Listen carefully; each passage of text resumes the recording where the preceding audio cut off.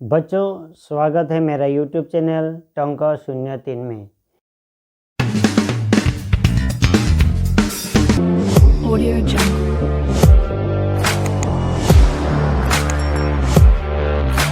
बच्चों, पिछले वीडियोस में मैंने हिंदी व्याकरण से संबंधित विभिन्न जानकारी दिया था। उम्मीद करता हूं कि आप लोगों को मेरे उस वीडियोस के माध्यम से बहुत कुछ जानकारी हासिल हुआ होगा। इसलिए मैं आज आप लोगों के समक्ष दूसरा एक विषय लेके उपस्थित हुआ हूँ, जो कि 10वीं की परीक्षा में अवतीर्ण होने वाले जो विद्यार्थी हैं उन लोगों के लिए लाभदायक साबित होगा। इसलिए बच्चों, आज मैं जिस विषय पर आप लोगों के सामने चर्चा करने वाला हूँ वो विषय है अलंकार। बच्चों, अलंकार ऐसा एक विषय है जिसको ज़्यादातर स्कूलों में सिखाया नहीं जाता है। इसलिए मैंने सोचा कि अलंकार के बारे में थोड़ा बहुत आप लोगों को जानकारी दूं। तो बच्चों, चलिए शुरू करते हैं आज का विषय अलंकार। तो बच्चों, मैंने यहाँ पे कुछ नमूना पेश किया है, कुछ क्वेश्चन बनाया है, एक क्वेश्चन बनाया है जिसको पार्ट 1 नाम से दिया गया है। क्योंकि बच्चों, रस और अलंकार ऐसे दो विषय है जिस पे पहले मैंने रस के बारे में भी वर्णन किया था, जिसमें 2 भाग बनाया था, भाग 1 और भाग 2। आज भी मैं आप लोगों को अलंकार में भाग 1 के में क्या क्या प्रश्न बनाया है उसके बारे में जानकारी देने वाला हूँ। तो बच्चों, चलिए शुरू करते हैं आज का विषय अलंकार। बच्चों, मैंने यहाँ पे एक क्वेश्चन लिखा है, अलंकार की परिभाषा देकर अलंकार के भेद का वर्णन करो। बच्चों, अलंकार की परिभाषा देकर अलंकार के भेद का वर्णन करो। बच्चों, आप लोगों को पता होगा अलंकार मतलब क्या है? आभूषण।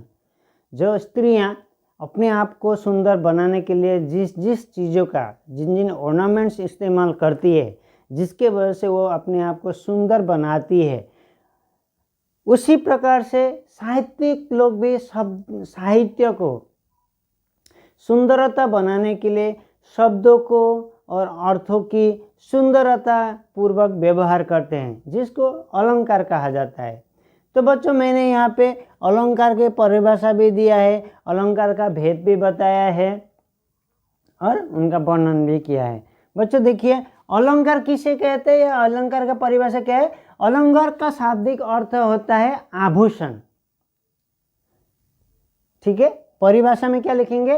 अलंकार का शाब्दिक अर्थ होता है आभूषण। जिस प्रकार स्त्रियां अपने आप को सुंदर बनाने के लिए अलंकार का इस्तेमाल करती है, ठीक उसी प्रकार से साहित्यिक लोग भी साहित्य को सुंदर बनाने के लिए जिस वस्तु की उपयोग करते हैं उसे अलंकार कहते हैं। तो अलंकार मुख्यतः 2 भाग होते हैं। एक्चुअली अलंकार के कम से कम 16 भाग है। उनमें से मुख्य भाग 2 है। एक है शब्द अलंकार और दूसरा होता है अर्थ अलंकार। बच्चों, शब्द अलंकार और अर्थ अलंकार, पर शब्द अलंकार और अर्थ अलंकार के भी विभिन्न भेद होते हैं, वो बाद में मैं वर्णन करने वाला हूँ। अभी मैं शब्द अलंकार और अर्थ अलंकार के भी बारे में वर्णन करने जा रहा हूँ। तो बच्चों, शब्द अलंकार किसे कहते हैं? जिस अलंकार में शब्दों की सुंदरता होती है उसे शब्द अलंकार कहते हैं।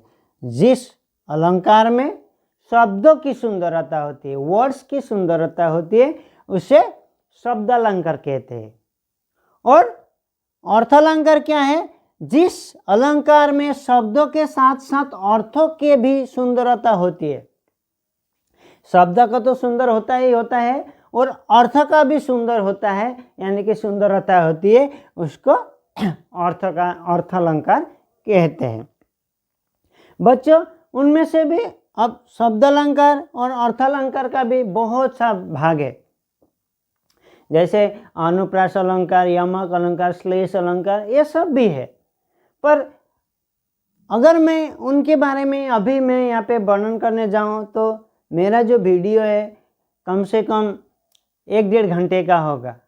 इसलिए मैंने सोचा कि आज आप लोगों को सिर्फ इतना ही समझाओ कि अलंकार की परिभाषा और मुख्य जो भाग दो है उनके बारे में ही आज मैंने आप लोगों को वर्णन किया है।